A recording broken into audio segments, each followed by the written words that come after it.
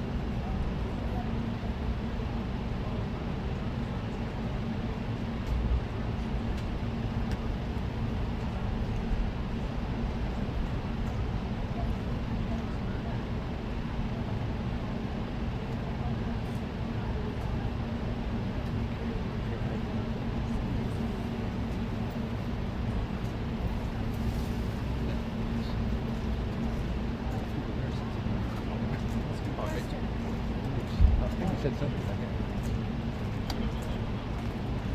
We used to have a mic up there too. They used to have a mic up there, but then.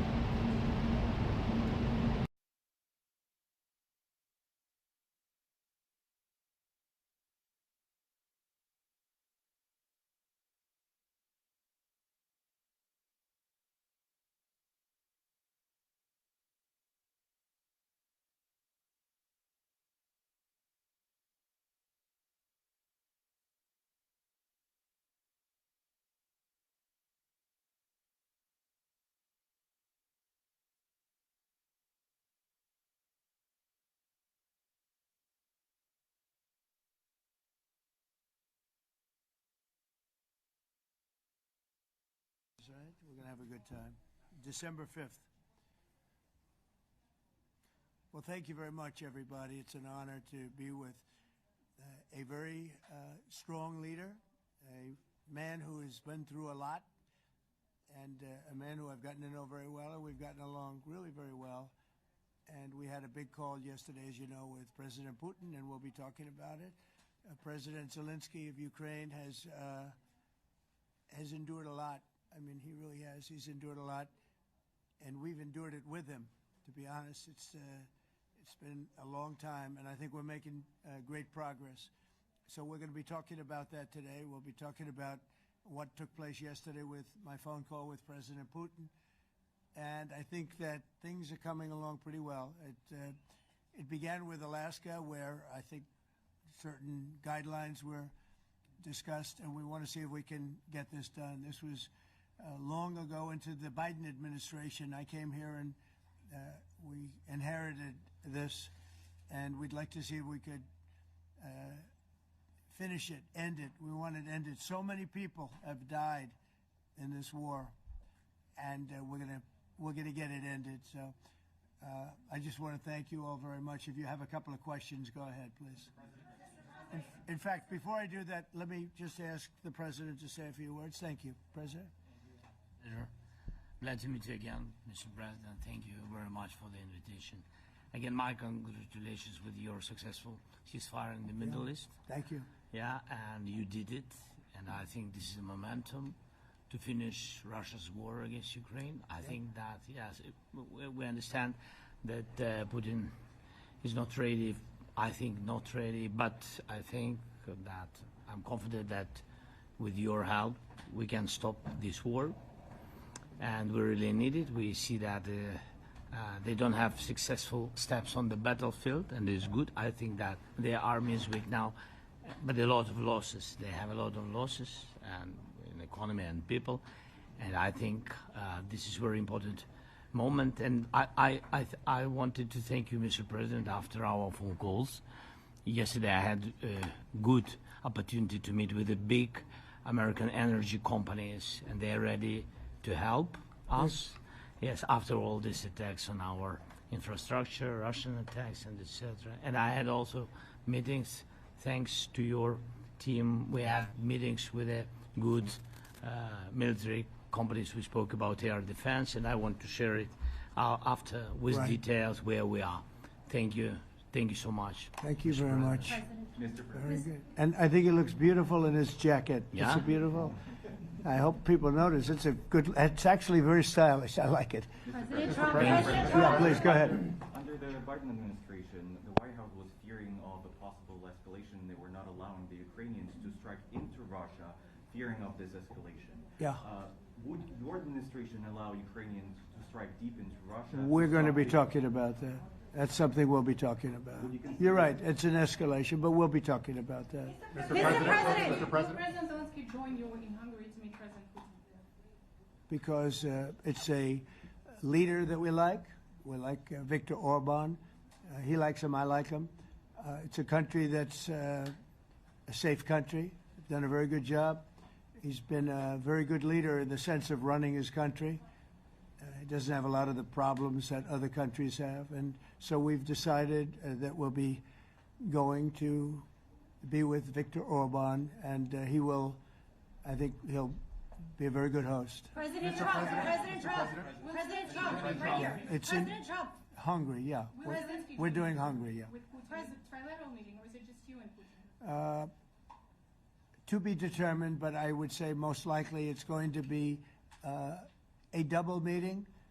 It'll be a double meeting, but we will have the President, Zelenskyy, in touch. There's a lot of bad blood with the two presidents, and I'm not speaking out of turn when I say it. It's a very difficult situation. You know, we just settled the war, and after thousands of years, I guess. People say anywhere from 500 to 3,000 years, and I was in rooms, as you saw, because you were with me, a lot of you were with me last week, with leaders that didn't like each other, but they were able to get along. These two leaders do not like each other, and we want to make it comfortable for everybody. So one way or the other, will be involved in threes, but it may be separated. President Trump, Mr. President. President Trump. Doesn't agree to peace in Hungary. Was he what? Where are you from? From Ukraine. He actually had a Okay, good. conversation with me. Good, yeah. What if President Putin doesn't agree to peace in Hungary? What do you do then? Do you have? Well, let's see what happens. I mean, you know, what if? I think he will. I think that President Putin wants to end the war, or I wouldn't be talking this way. I think he wants to end the war. I spoke to him yesterday for 2.5 hours. We went through a lot of details. He wants to get it ended. I think that President Zelenskyy wants to get it ended. Now we have to get it done. President Trump, Kara Castronova from Lindell TV. And although I love asking you questions, today my question is for President Zelenskyy Sure. of Ukraine. Go ahead, please. Thank you. Our President Zelenskyy, President Trump, just brokered a peace deal in the Middle East that all Americans, both sides of the aisle, are very proud of. But to meet that deal, both sides had to make concessions. Our president has stuck out his neck in many ways to make a peace deal for your war as well. What specific concessions are you willing to make to end this war with Russia? Will you give up joining NATO? Americans have foreign war fatigue, and our president, as he said, we need our Tomahawks too. To me. Yes, you, Okay. President Zelenskyy. Thank you What very much. concessions will you That's some question, right? So many Thank questions you. in one. Thank you very much for your question. First of all, I think we need to sit and speak. The second point, we need ceasefire. Even now, you see in the Middle East, it's very difficult to hold ceasefire. Everywhere, in every war, it's very difficult. We want peace. Putin doesn't want. That's why we need pressure on him. We will speak with President today what we need. We understand what we need to push Putin to negotiation table. And as I said previously, so we are ready to speak in any kind of format, bilateral, trilateral, doesn't matter, just peace. This is important. And we don't speak about NATO or NATO. For Ukrainians, it's very important. Of course, it's our decisions of allies to decide where we are. But are you willing to give Yes, up but joining the NATO? most important thing for people in Ukraine, which are under each day's attacks, to have really strong security guarantees. NATO is the best, but weapon is very important. Allies on our side is very important. And between us, for us, bilateral security guarantees between me and President Trump is very important. I don't know, we didn't speak with details about it, but this is the most important document because United States is very strong. Sir, Peter? President Trump, you are the middleman right now, hoping to end this conflict. Who is doing a better job negotiating, President Zelenskyy or President Putin? I think they're both doing a great job in that sense. We have to get it done.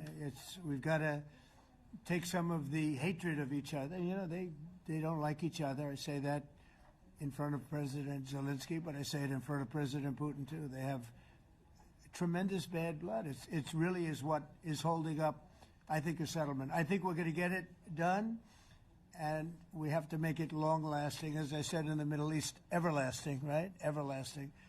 And the Middle East is a much more complicated situation. You know, we had 59 countries involved, and every one of them agreed. And it's, you know, it's sort of amazing. Most people didn't think that was doable. This is going to be something I really believe that's going to get done. I had a very good talk yesterday with President Putin. I think he wants to get it done. And President Peter? Zelenskyy, right behind you. When we were in Israel with President Trump earlier in the week, we heard a lot about the difference in diplomacy between President Trump and President Joe Biden before him. What do you see as the biggest difference in diplomacy between President Trump and President Biden? President Trump has a big chance now to finish this war. President Biden now is not the president, so he doesn't have a chance to finish this war. And President Trump is really showed for the world that he can manage ceasefire in the Middle East, and that's why I hope that he will do this, and we will also have such big success. For Ukraine, it's a big chance. And I hope that President Trump can manage it.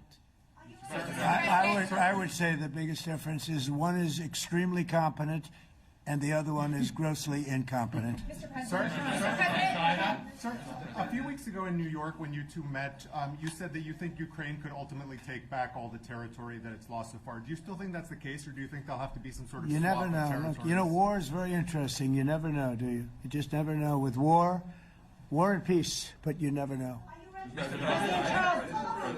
Please. Russia calls Tomahawk supply to Ukraine as an escalation, yet it continues using similar cruise missiles like Caliber. And Yeah. even Who are you with? Who are you with? You Ukraine? Yes. Good. But Russia continue even using the cruise missiles and also nuclear-capable ballistic missiles in Ukraine since 2022. So do you consider providing Ukraine with the Tomahawk or similar missiles as an opportunity to equalize the possibilities of Ukraine and Russia and push Moscow to the negotiation Yeah. table? Sure. We're going to be talking about that. That's why we're here. Okay? Fair question. Exactly as he told you to say it. But we're going to be talking about it. Okay? Yeah, please. Mr. President, message to India and Hungary who is still refusing. You said India and Hungary? That's an interesting. And Hungary India and Hungary. It's an interesting combination. refuse to stop buying Russian oil.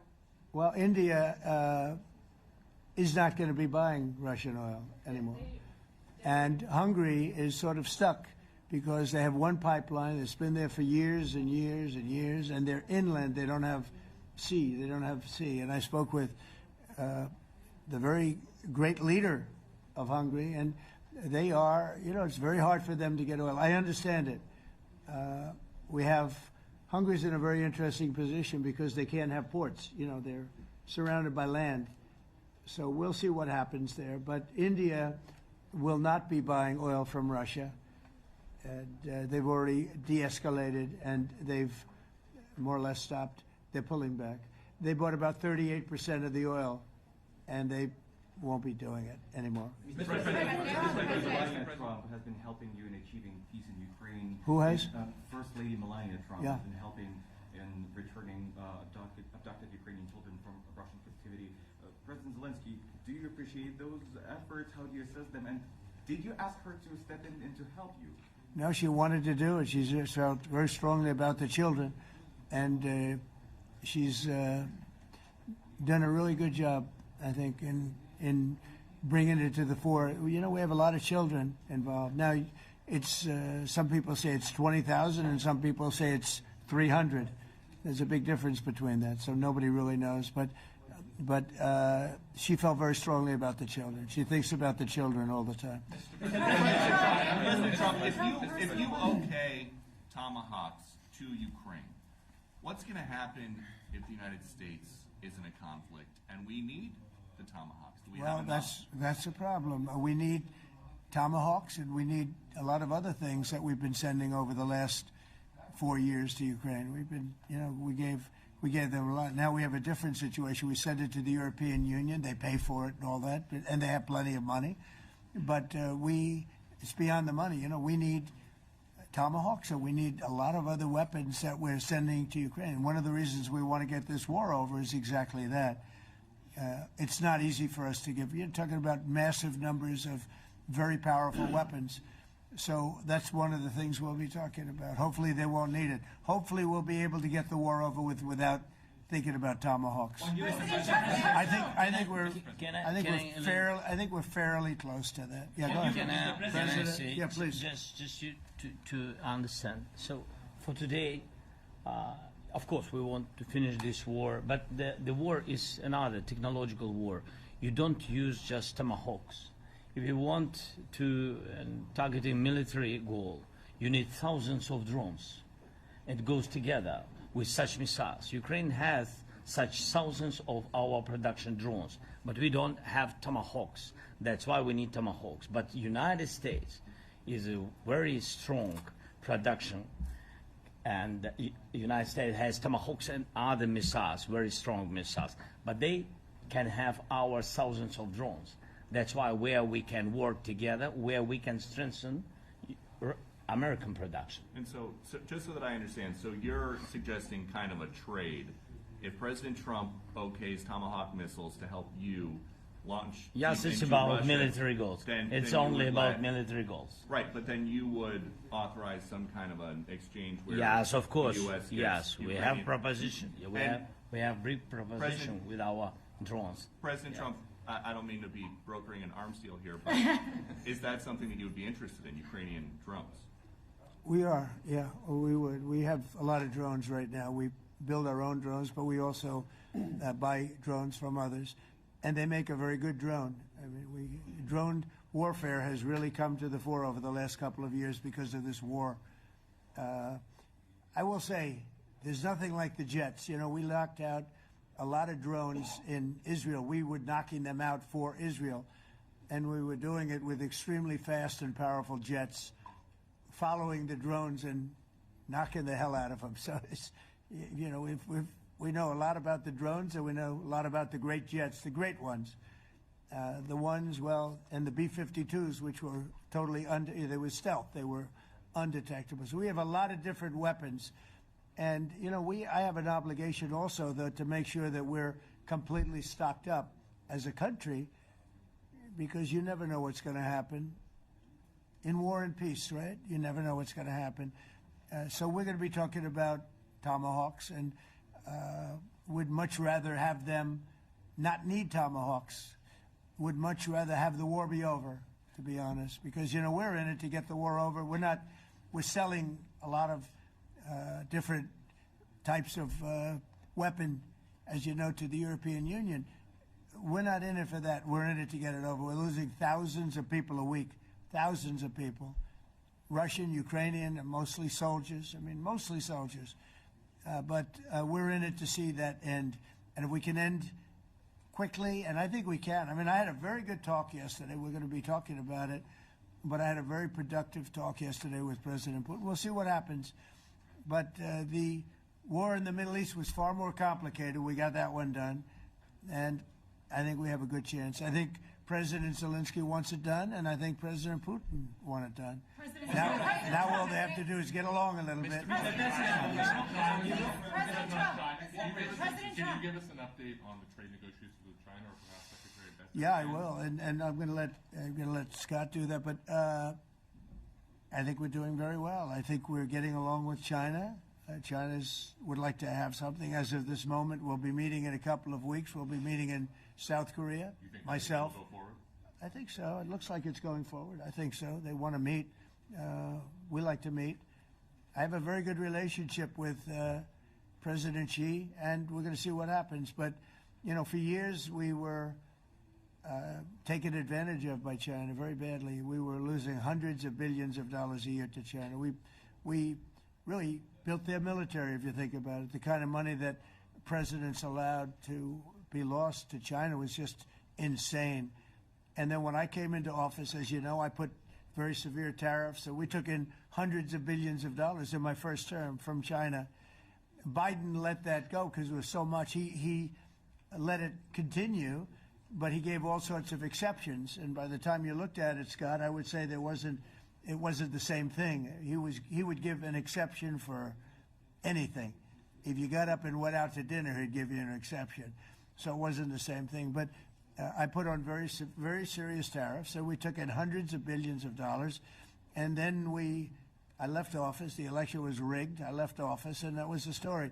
Now I come back, and we are in a very strong position because of tariffs. We're in a very powerful position because of the fact that we have tariffs. If we didn't have tariffs, we would be in a very weak position. We would be in a weakened state. But with tariffs, we've made hundreds of billions of dollars, not only from China, but from others. And China wants to talk, and we like talking to China. So we have a very good relationship, and we're going to be meeting in South Korea a couple of weeks. And I just got back from a long trip. I'm going on another long trip. And Scott, do you want to say a few words on that, please? Yes, sir. So the entire relationship stems from the great respect that the two leaders have for each other. China did a substantial, unprovoked escalation last week. We were unable to get in touch with them. Since then, it's been IMF World Bank Week. they have had working level people here who, there have been meetings. The Vice Premier, who is my counterpart, and I will be speaking this evening at around 8:30, 9 o'clock. And then he and I and a delegation will meet in Malaysia probably a week from tomorrow to prepare for the two presidents to meet. So again, I think that things have de-escalated. We hope that China will show the respect that we have shown them. And I am confident that President Trump, because of his relationship with President Xi, will be able to get things back on a good course. Is the hope for that meeting with you and President Xi some kind of trade deal then, or could be more? Look, I think we're in a very strong position. I think we're in a very strong position.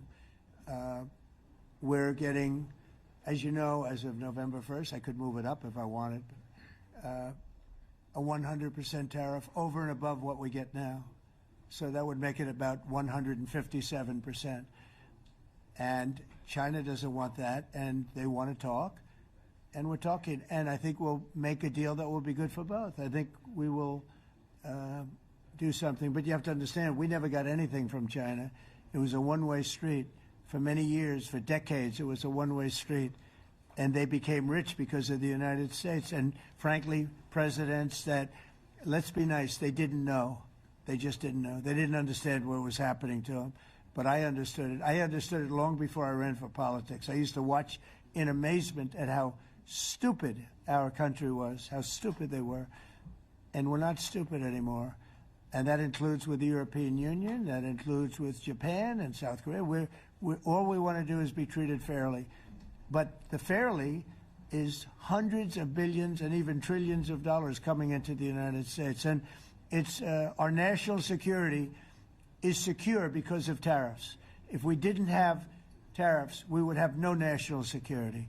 So it's very important. Will you seek China's help in ending the war in Ukraine? Do you need them to put pressure on Russia? I'll be discussing that, but I'd love to see it ended before that. I mean, I think we have a chance of ending the war quickly if flexibility is shown on behalf. And again, we're not losing people. The United States is not. We're not losing people. We're not spending money. We're getting paid for the, ammunition and missiles and everything else that we're sending to the European Union, but to NATO. But it's very similar. If you look at the countries, I mean, it's very similar. And we just made a very fair trade deal with the European Union, and what we wanted, and we made a very good deal with NATO too. They pay for all of this. That's not what we're in this for. We're in it to save thousands of lives every week. Thousands and thousands of lives. That's why we're in it. And I think we have a very good chance of bringing this war to a conclusion. President, and your cabinet has done honestly an excellent job. I think that a lot of people could agree to that. Thank you. I'm speaking as someone who lost my father in a war, so I know the human cost. What would your advice be to American leaders, to world leaders, to neocons, to TV hosts who often speak about conflict in abstract or strategic terms rather than the human cost and the human terms? Look, my only statement is we have to get together. It's a very small group of people. It's the president, and the president. Okay? 3 presidents. Not an easy situation. It should be easy, but it's a lot easier when people understand each other, when they get together, and when they like each other. We don't necessarily have that situation as far as like is concerned. Maybe it can turn around. Maybe it can. But in the meantime, we'll have them keep a little bit of distance, and we're going to see if we can get it done. This is number 9, okay? This will be number 9 for me. I've solved 8, including the Middle East. I've solved 8.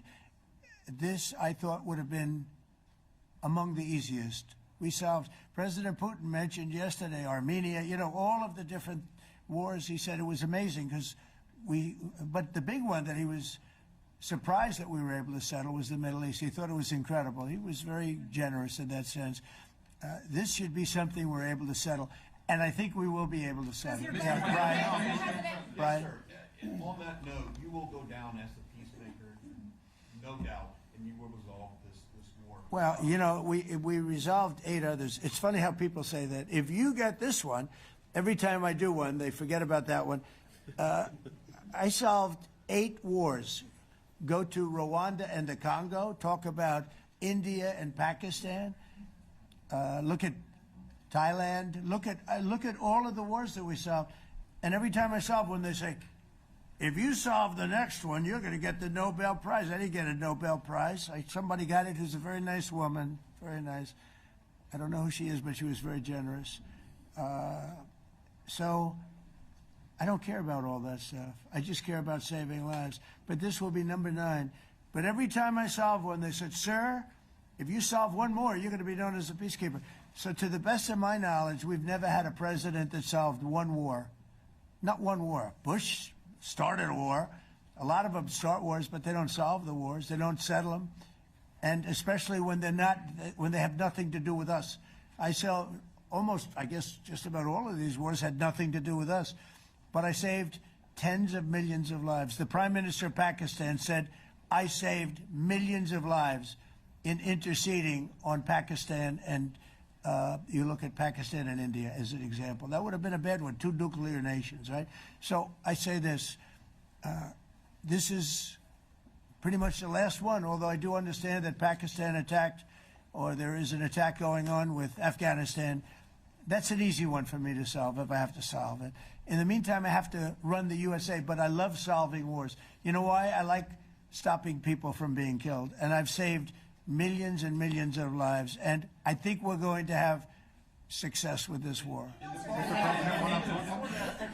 Wait, please. This President Zelensky, this is your 3rd time over here. Oh. And by the way, you look excellent.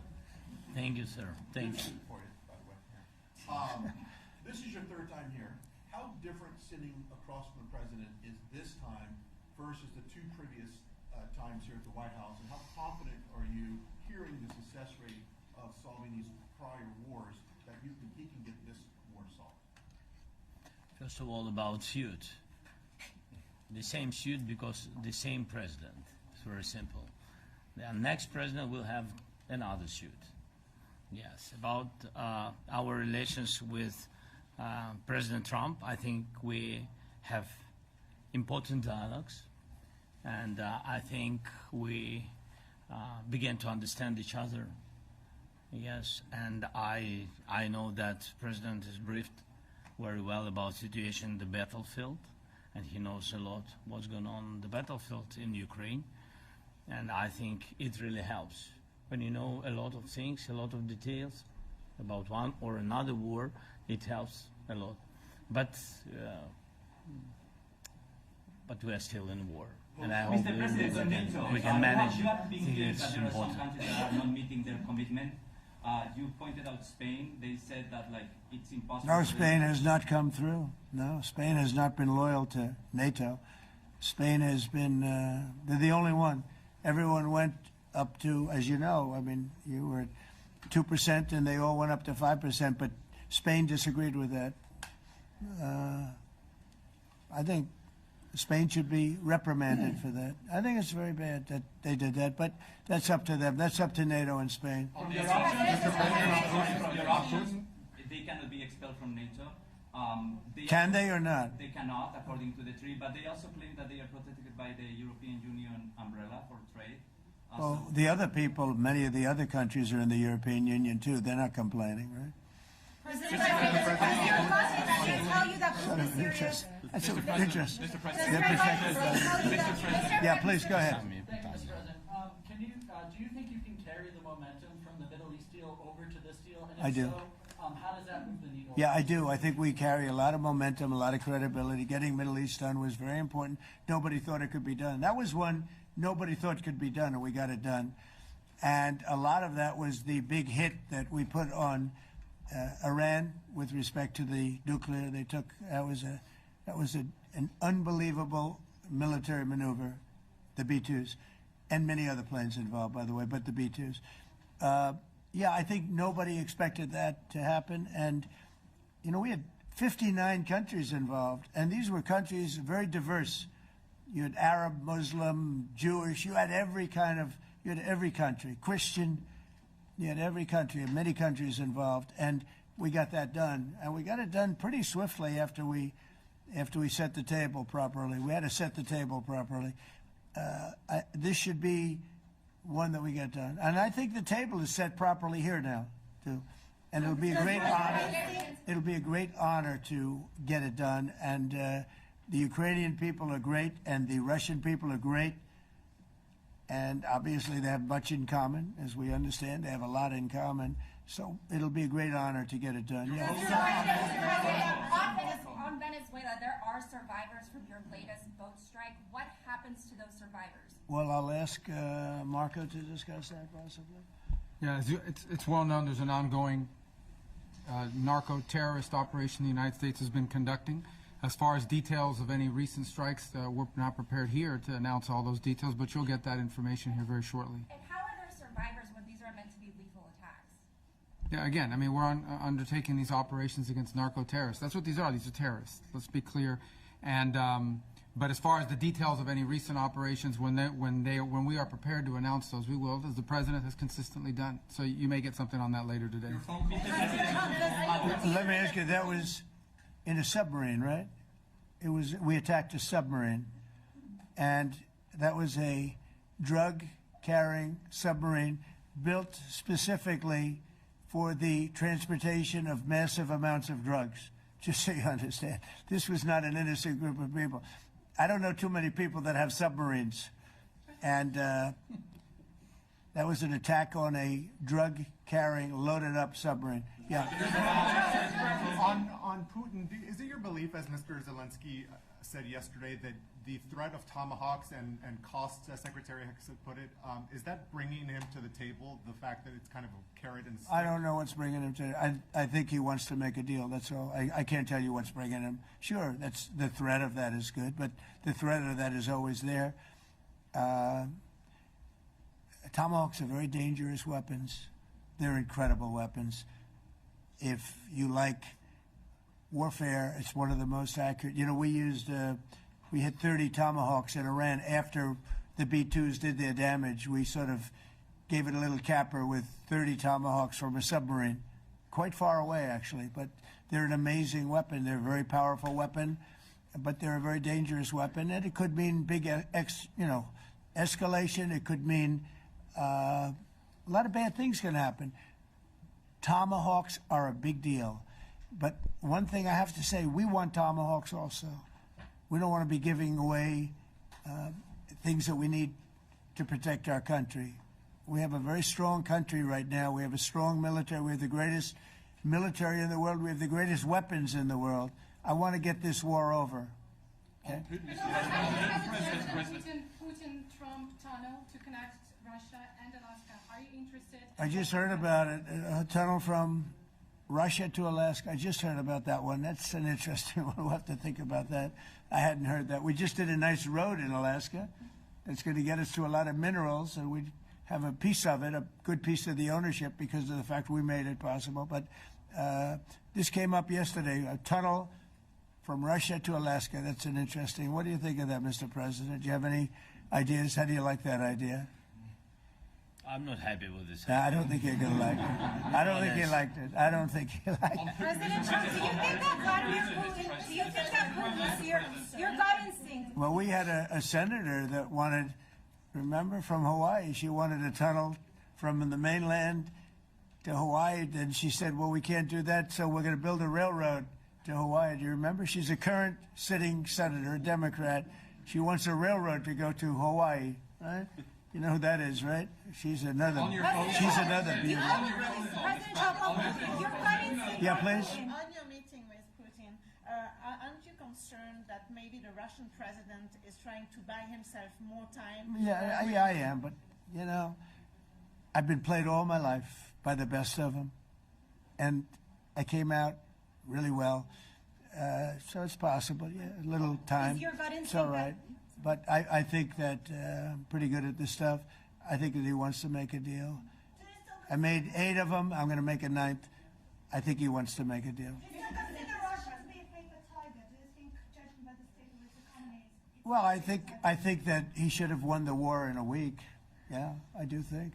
And if we didn't give the anti-tank missiles, as you know, the javelins they call them, they got stuck in the mud. They would have been in Kiev very quickly. They were heading to Kiev. So you know, in war you have a lot of luck too. You know, people, weather has won war, and the cold and the heat and all things take place in war. But that was a very interesting moment when the tanks started rolling and some brilliant general said, let's go through the mud instead of going down the highway, right? So they got a little bit lucky. But you know where they really got lucky? I gave javelins. That wasn't given by Barack Hussein Obama. He gave them sheets. You know, there's a statement. Obama gave them sheets and I gave them the javelins. And the javelins are a devastating weapon. And that wasn't given by Obama. That was given by, because at the time it was Obama. That was given by me. So it was like one of those things. And you had hundreds of them. They're a devastating weapon. We have a lot of devastating weapons. I'd rather not use them. But that was a big moment. You know, when the tanks got stuck, they got stuck. And call it luck or call it talent. I'm not sure what you'd call it, but it was a big moment in time. Do you think Democrats will give you credit? Do you think Democrats will give you credit when you finally end this war, like they did with the war in the Middle East? And I think right now the Democrats are really damaged, mentally damaged. They want to take $1.5 trillion with a T, $1 trillion, and give it to people that invaded our country. They came into our country illegally, from prisons, from mental institutions, gang members.